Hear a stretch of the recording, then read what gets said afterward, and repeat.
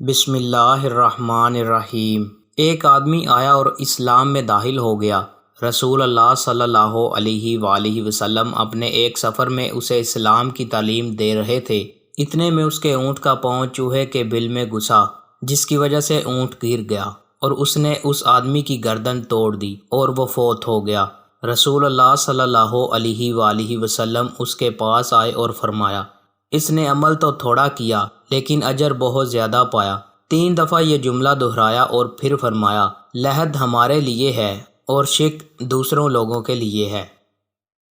سیدنا علی رضی اللہ تعالی عنہ بیان کرتے ہیں کہ رسول اللہ صلی اللہ علیہ وآلہ وسلم نے فرمایا، کوئی بندہ اس وقت تک مومن نہیں ہو سکتا جب تک ان 4 چیزوں پر ایمان نہیں لائے گا۔ یہ گواہی دینا کہ اللہ تعالیٰ کے سوا کوئی معبود برحق نہیں ہے اور میں اللہ کا رسول ہوں، اس نے مجھے حق کے ساتھ مبعوث کیا ہے، موت کے بعد دوبارہ جی اٹھنے پر ایمان لائے اور تقدیر پر ایمان لائے۔ دوستوں، مزید اچھی ویڈیوز کے لیے چینل کو سبسکرائب لازمی کریں۔ بہت شکریہ۔